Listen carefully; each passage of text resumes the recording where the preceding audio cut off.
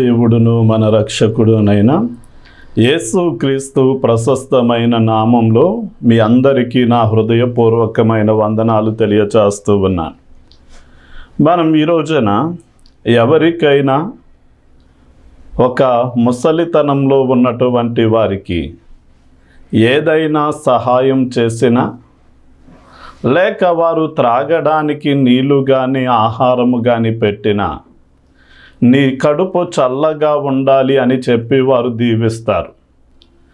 అదే సమయమందు ఈ రోజున మనం దేవుని యొక్క కటాక్షం లేక దేవుని యొక్క కృప, దయ, కనికరాలను మనము పొందుకోవాలి అంటే మనం ఏం చేయాలి? ఎవరి మీద దేవుని యొక్క కటాక్షము, దేవుని కృప, దయ ఉంటాయి అన్న విషయాలను గురించి మనం నేర్చుకుందాం. నేర్చుకునే ముందు చిన్న ప్రార్థన చేసుకుని ఈనాటి దేవుని వాక్యాన్ని విందాం. ప్రార్థన. తండ్రి, నీకే వందనాలు, స్తుతులు చెల్లిస్తున్నాం నాయనా. ఈ సమయమందు మేము నీ వాక్యాన్ని వినడానికి ఇష్టపడుతూ ఉండగా నీవే ఆకాశమును తెరిచి ఆకాశము నుండి వర్షమును మంచును పంపించినట్లుగానే నాయనా, నీ యొక్క ఆత్మీయమైన ఆహారమైనటువంటి నీ వాక్యాన్ని మా అందరికీ మీరు అనుగ్రహించండి. నీవు మాతో మాట్లాడుతూ ఉండగా వినగల చెవి, మా హృదయంలో భద్రపరుచుకునేటటువంటి మనస్సు, నీ మాటల ప్రకారము జీవించే జీవితం నాకు, మా అందరికీ మీరే అనుగ్రహించి దీవించమని యేసు నామంలో అడిగి వేడుకుంటున్నాం తండ్రి, ఆమెన్.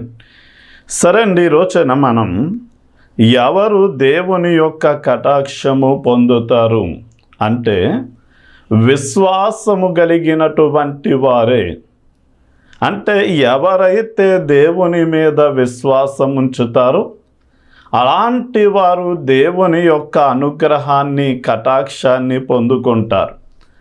మనం ఎఫెసీ పత్రిక 2వ అధ్యాయం 8వ వచనాన్ని మనం చూడగలిగితే, మీరు విశ్వాసము ద్వారాను కృపచేతనే రక్షింపబడ్డారు గనక ఈ రక్షణ దేవుని వరంగా మీకు అనుగ్రహించబడింది అని వాక్యం సెలవిస్తూ ఉంది.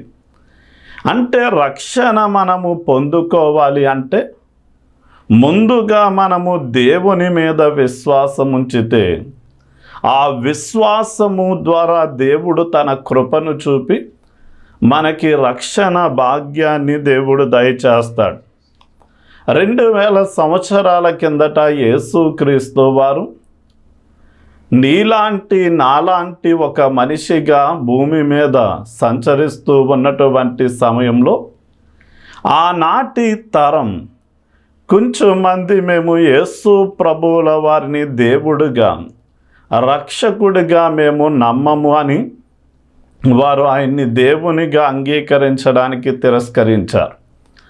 వారు దేవునిగా, రక్షకునిగా యేసయ్యను విశ్వసించలేదు గనక అలాంటి వారు ఎవ్వరూ కూడా యేసయ్య దగ్గర నుండి ఏది కూడా పొందుకోలేకపోయారు. కానీ ఎవరైతే యేసుక్రీస్తు వారిని దేవునిగా, రక్షకునిగా విశ్వసించారో వారు ఆయన దగ్గరకు వచ్చి తమ పాపాలను ఒప్పుకొని వదిలిపెట్టినప్పుడు అలాంటి వారికి క్షమాపణ దొరికింది.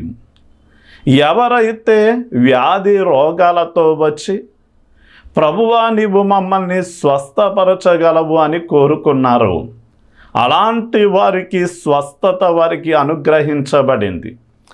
ఎవరైతే దురాత్మల చేత పీడించబడుతూ ఉన్నారో, అయ్యా నీవు మమ్మల్ని బాగు చేయగలవని మేము నమ్మి వచ్చాము అన్నప్పుడు అలాంటి వారు దురాత్మల నుండి విడిపించబడ్డారు.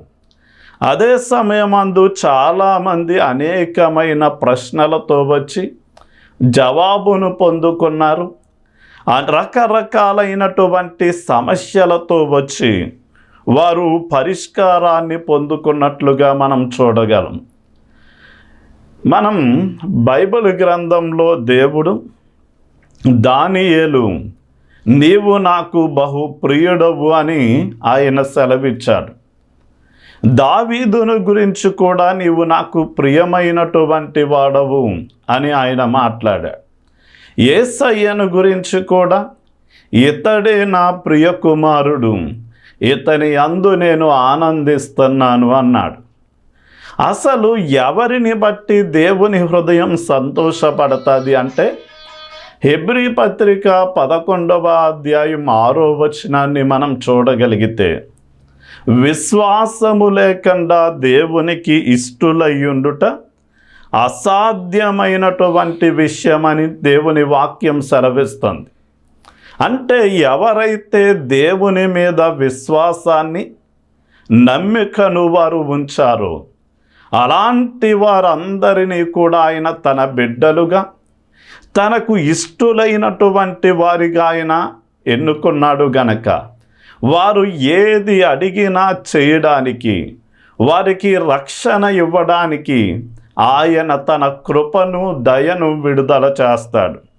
అదే సమయమందు ఎవరు దేవుని యొక్క అనుగ్రహాన్ని పొందుకుంటారు అని మనం ఆలోచన చేస్తే, నిర్గమకాండం 33వ అధ్యాయం 17వ వచనం చూడగలిగితే, కాగా యెహోవా నీవు చెప్పిన మాట చొప్పున చేసేదను, నీ మీద నాకు కటాక్షము కలిగినది, నీ పేరును బట్టి నిన్ను ఎరుగుదునని మోషేతో చెప్పాను.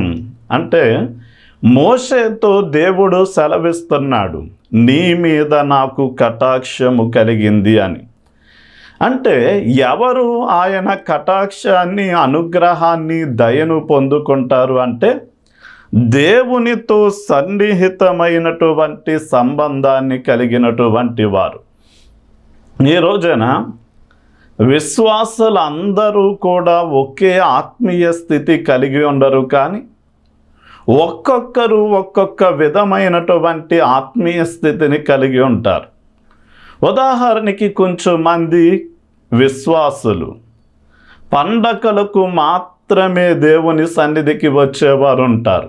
అంటే క్రిస్మస్ జరిగినప్పుడు, అలాగే శుభ శుక్రవారం, గుడ్ ఫ్రైడే రోజున, అలాగే ఈస్టర్ పండగ లాంటి దినాలలో మాత్రమే మందిరానికి వచ్చి వెళ్తూ ఉంటారు.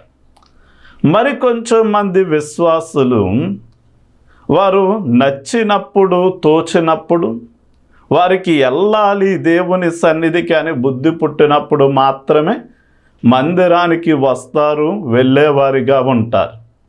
మరికొంచెం మంది విశ్వాసులు నెలకి ఒక్కరోజు ప్రభు సంస్కారం లేక ప్రేమ విందు జరిగేటటువంటి భోజన కార్యక్రమాలకు మాత్రమే వచ్చి వెళ్తూ ఉంటారు. కానీ కొంచెము మంది మాత్రం ప్రతి వారము కూడా తప్పక దేవుని సన్నిధికి వచ్చి వెళ్ళే ఒక మంచి అలవాటును కలిగి ఉంటారు. అయితే మనం పండగలకు వచ్చే వారంగా దేవుని దగ్గరకు ఉండాలా? నచ్చినప్పుడు, తోచినప్పుడు మాత్రమే వచ్చేవారిగా ఉండాలా? లేక నెలకొకసారి కానీ వారానికి ఒక్కరోజు మాత్రమే దేవునితో సంబంధ బాంధవ్యాలు కొనసాగించాలా అంటే మనం ఆది సంఘాన్ని గనక పరిశీలన చేయగలిగితే, అపోస్తల కార్యగ్రంథం 2వ అధ్యాయం 42వ వచనంలో, వారు ఏక మనస్సు కలిగి ఇంటింటా దేవాలయంలో తప్పక కూడుకొనుచు వారు దేవుణ్ణి ఆరాధించారు, అనుసరించారు అని మనం తెలుసుకోవాలి. అంటే ఆది సంఘం ప్రతి దినము కూడా కలిసి ప్రార్థన చేశారు, కలిసి దేవుణ్ణి స్తుతించారు, కలిసి దేవుని యొక్క మాటలు నేర్చుకున్నారు. వారు కలిసి దేవుని సువార్త చేయడానికి, సువార్తను ప్రకటించడానికి కలిసి పనిచేశారు. అదేవిధంగా నిజమైనటువంటి క్రైస్తవుడు ప్రతిరోజు కూడా ప్రార్థన చేస్తాడు, ప్రతిరోజు దేవుని వాక్యాన్ని చదువుతాడు, ప్రతిరోజు యేసుక్రీస్తు వారి బోధలను అనుసరించేటటువంటి వాడిగా ఉంటాడు.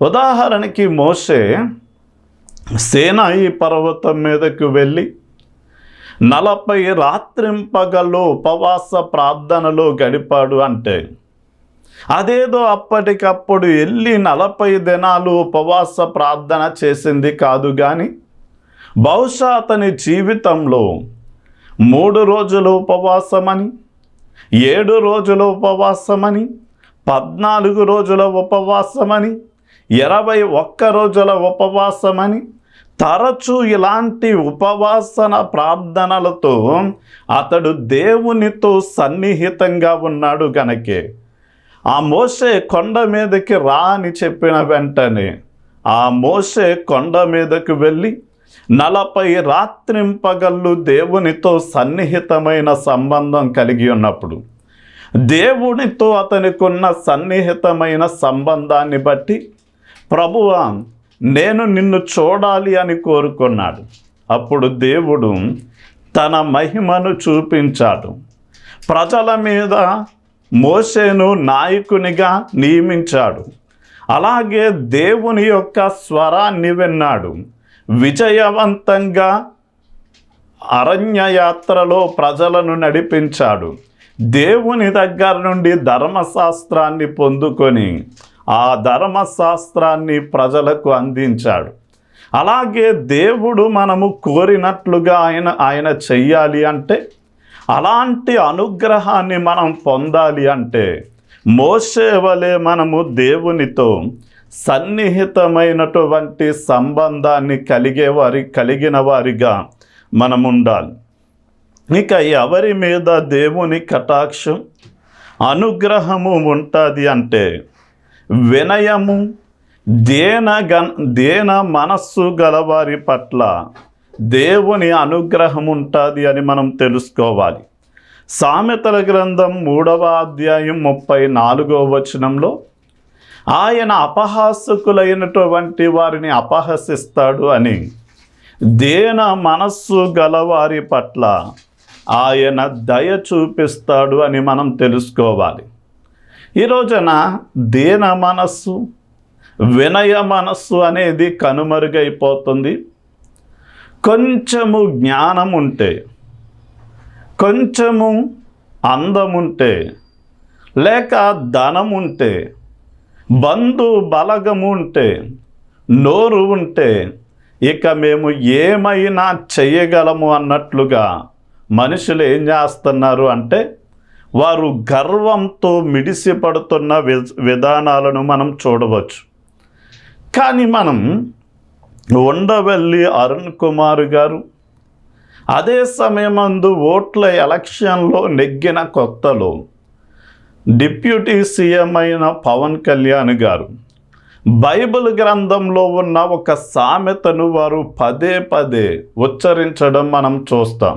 అదేంటి అంటే, తనను తాను హెచ్చించుకున్నవాడు తగ్గించబడతాడు, తనను తాను తగ్గించుకున్నవాడు హెచ్చింపబడతాడు అనే సామెత వారు పదే పదే ఉచ్చరించారు. కారణం ఏంటి అంటే, మేము తగ్గించుకున్నాం, దేవుడు మమ్మల్ని హెచ్చించాడు అనేటటువంటి ఒక విధానంలో ఆ సామెతను వినియోగిస్తూ వచ్చారు. అయితే మనం కూడా వస్తీ లాంటి స్త్రీ తన అందాన్ని బట్టి గర్విస్తే, నెబుకద్నెజరు లాంటి రాజు తన బలాన్ని బట్టి గర్విస్తే, అలాంటి వారిని సింహాసనం మీద నుండి దేవుడు నెట్టివేశాడు. కానీ ఎవరైతే దీన మనస్సు, వినయ మనస్సు కలిగి ఉన్నారో అలాంటి వారిని దేవుడు ఉన్నతమైనటువంటి స్థితికి హెచ్చించడం మనము చూస్తాం. గాబ్రియేలు దేవదూత మరియ దగ్గరికి వచ్చి, దయాప్రాప్తురాలా నీకు శుభము, ఇదిగో దేవుడు నీకు తోడయ్యున్నాడు, నీవు గర్భము ధరించి కుమారుని కంటావు, ఆయనకు యేసు అని పేరు పెట్టాలి, అతడు దావీదు సింహాసనం ఎక్కి ఎల్లప్పుడూ కూడా పరిపాలన చేస్తాడు అన్నప్పుడు ఆమె ఒక సందేహాన్ని వ్యక్తం చేసింది. నాకు కేవలం నిశ్చితార్థం మాత్రమే అయ్యింది, ఇంకా నా భర్త నన్ను వివాహం చేసుకుని నా దగ్గరికి రాలేదు, అయితే నేను ఎలా గర్భము ధరిస్తాను అన్నప్పుడు వెంటనే దేవుని దూత చెప్పింది, దేవుని యొక్క ఆత్మ శూన్యంలో సృష్టిని చేసింది. ఆయన లేని వాటిని ఉన్నట్టుగా చేయగలడు. కేవలం ఒక మట్టిని మనిషిగా మార్చగలడు. మనిషిని మట్టిగా కూడా మార్పు చేయగలిగినవాడు. అలాంటి దేవుని యొక్క ఆత్మ నిన్ను ఆవరించినప్పుడు నీ గర్భంలో ఆయనే యేసుక్రీస్తు వారిని రూపొందిస్తాడు అని చెప్పినప్పుడు ఆమె వెంటనే దాన్ని విశ్వసించి ఒక అద్భుతమైనటువంటి మాట అంది, ప్రభువు దాసురాలను, నీ చిత్తము చప్పున నా జీవితంలో జరుగునుగా. కానీ వినయముతో దేన మనస్సుతో తలదించింది. అంటే ఆమెకు తెలుసు ప్రభు చిత్తం తనలో జరగవలసి వస్తే తనను నిశ్చితార్థం చేసుకున్నటువంటి తన భర్త ఒకవేళ తనను అనుమానించి వదిలిపెట్టే పరిస్థితులు రావచ్చు. సమాజము ఆమె దేవుని ఆత్మ వలన గర్భవతి అయింది అని నమ్మక వారు కాకుల వలె పీకేసే పరిస్థితి ఉంటుంది.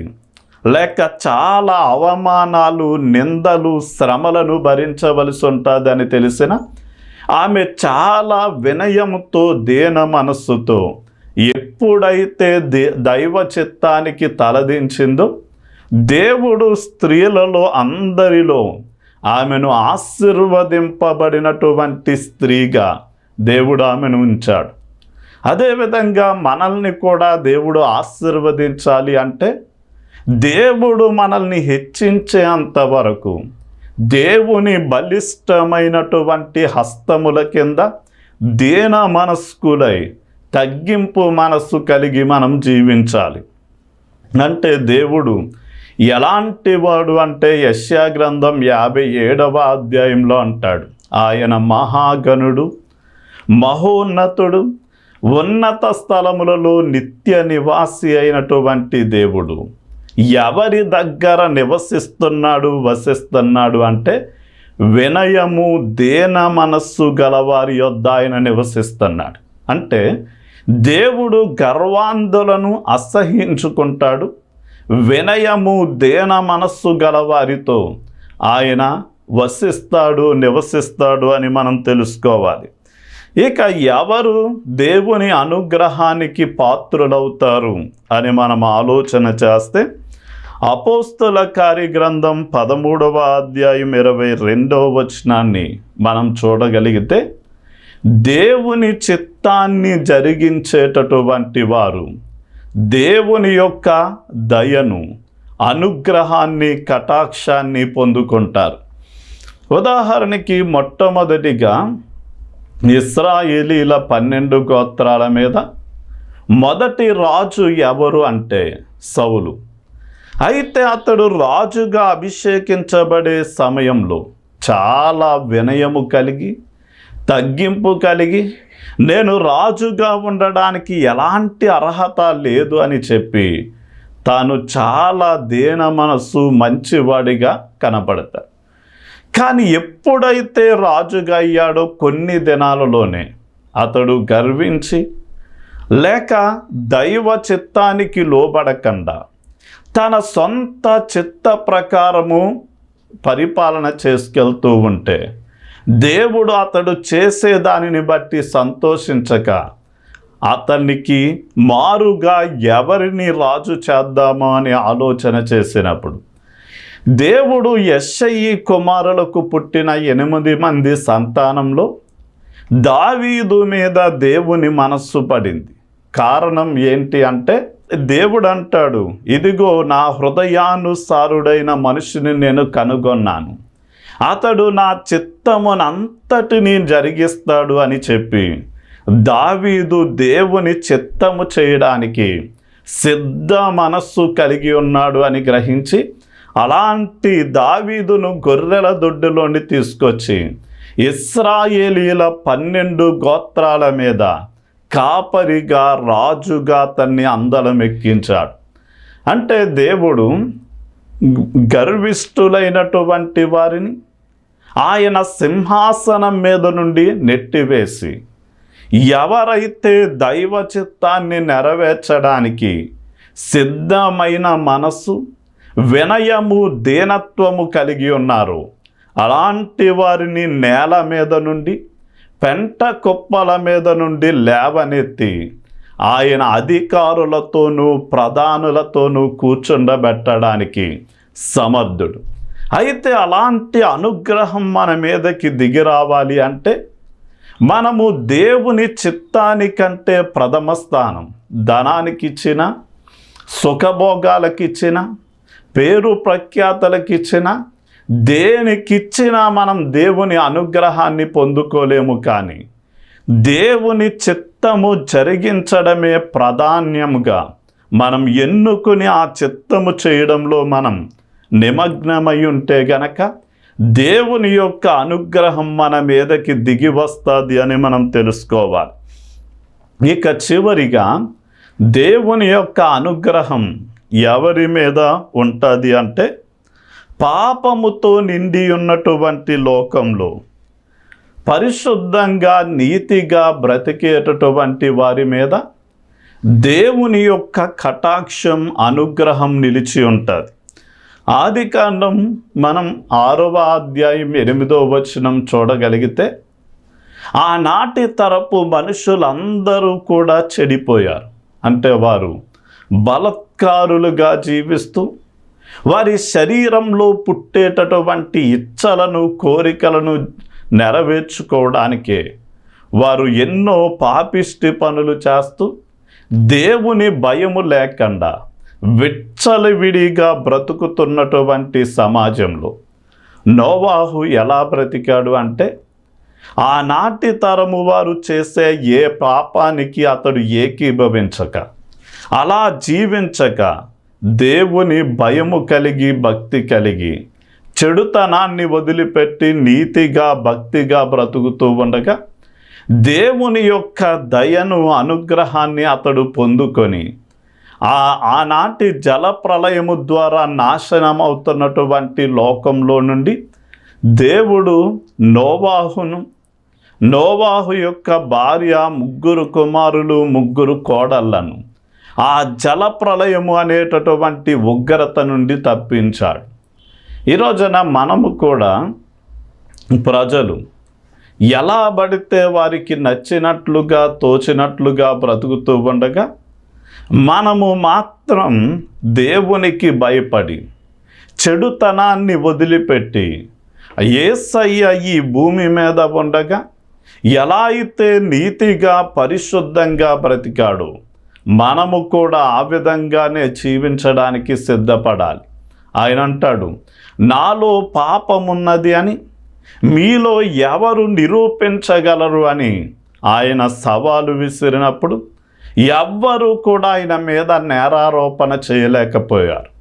చివరికి కావాలి అని తప్పుడు సాక్షులను లంచమిచ్చి తీసుకొని వచ్చి యేసయ్య మీద పిలాతు ఎదుట అనేక నేరారోపణలు చేశారు. కానీ ఏ నేరారోపణ కూడా నిరూపణ కాకపోయినప్పటికీ యేసయ్యను ఏది ఏమైనా చంపించాలి అని, ఇదిగో మాకు బరబ్బా కావాలి, యేసును సిలువ వేయండి అని చెప్పి కేకలు వేసినప్పుడు ప్రజల మెప్పుకు ప్రాధాన్యతనిచ్చి అధిక శాతం ప్రజలను సంతోషపెడితే మా రాజకీయ పబ్బం గడుస్తుంది అని అలనాడు పిలాతు తల వంచి ఏం చేశాడంటే ప్రజలు కోరినట్లుగానే చేశాడు.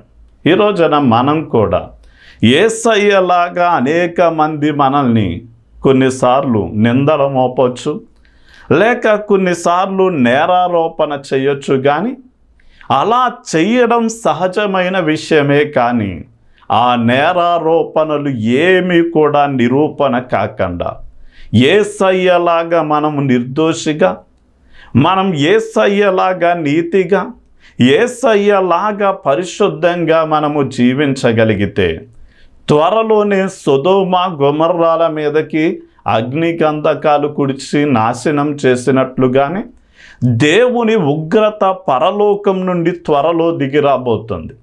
ఆ అగ్ని గంధకాల మధ్య మనము కాలి నశించిపోకూడదు అంటే అలనాడు జలప్రళయం నుండి ఎలా అయితే దేవుడు నోవాహును అతని కుటుంబాన్ని రక్షించాడు, మనల్ని కూడా దేవుడు రక్షించాలి అంటే, మనము కూడా అగ్ని ప్రళయం నుండి తప్పించబడాలి అంటే, భూమి మీద యేసయ్య లాగా గనక మనం బ్రతకగలిగితే, ఆయన మనల్ని తన కృప ద్వారా, తన కటాక్షము ద్వారా, తన దయ ద్వారా ఉగ్రత నుండి తప్పిస్తాడు అని చెప్తూ నా మాటల్ని ముగిస్తూ ఉన్నాను. ప్రార్థన చేసుకుందాం.